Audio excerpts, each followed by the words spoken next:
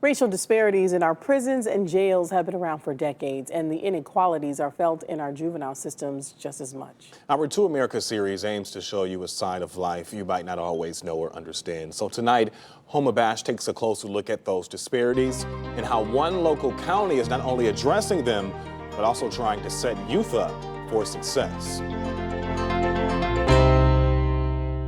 This was the first day when we came here. We made a vision board. Maisha is freshly 18 years old, that age where the whole world is laid out in front of you. Where will you go? Who will you be? The choices are seemingly endless. I am excited to see where life takes me. But a few months ago, that excitement was more like fear. In October 2021, Maisha was arrested for carrying a concealed weapon, housed in the Lorain County Juvenile Detention Center for 2 months. Until someone saw the potential she has, putting her instead in a new program called Crossroads. It makes me feel good because I'm really not a bad kid, and it was just I was just at the wrong place at the wrong time. In 2020, Black youth made up about 11% of the population in Lorain County, but more than 44% of the juvenile incarceration rate. Emily Campbell is a researcher at Cleveland think tank Community Solutions, helped put that data together. People start to think of themselves as bad kids, and that can be a perpetuating cycle just for the individual. When you look at that data, what do you see? Well, it's data that doesn't surprise me. Racial disparities in the criminal justice system are something we have seen for decades, nationwide, statewide, in our cities. According to the NAACP, Black Americans are incarcerated in state prisons at nearly 5 times the rate of white Americans.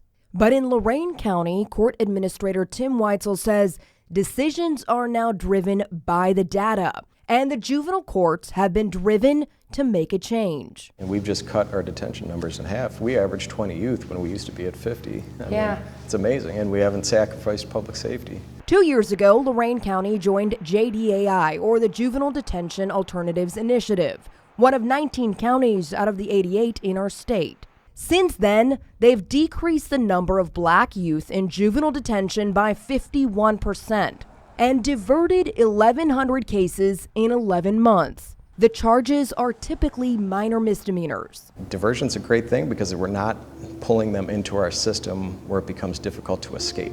Because going through the court system can become cyclical. You go to juvie for something minor, you get out, you go back in, you slip up on probation, you go back in. The damage Maisha saw herself firsthand. I see kids, they just keep going back, and keep doing the same thing over and over. And that's just something I'm not going to do. And I want to be successful. But of course, with diversion comes the questions we know you're thinking at home. You're not letting dangerous kids walk free. Oh, That's no. not the goal here. No, absolutely not. We will hold the dangerous kids accountable every single time. We take that very seriously. We just want to make sure that the right youth goes into detention, the youth that is a risk to the community. But we'd be remiss not to mention Tamara McLeod, the 18-year-old charged with killing Cleveland police officer Shane Bartek. She was on probation at the time for robbery instead of serving time behind bars. But here are the numbers in black and white. Out of roughly 1,200 cases since May 2021, 148 kids reoffended. And out of those, only 15 were sent for formal prosecution. The court telling me that the rest were successfully diverted. At the end of the program, we make one of these stars. This is my star right here. Maisha is one of 64 graduates of Crossroads since 2019, a program youth are chosen to go to instead of serving time in the detention home. They get picked up from school and come straight here until 8 every night, what's called prime time crime time. Cooking, crafting, surrounded by counselors and probation officers I'll stop and see you soon. who truly care about them. They made me feel like I belong there. When you're young, the choices can seem endless. Those choices also have consequences, especially when you're young. This place, these people, just hoping to guide them to the right ones. What are you thankful for now? I'm thankful for finishing my program successfully. In Lorain County, Homa Bash, News 5.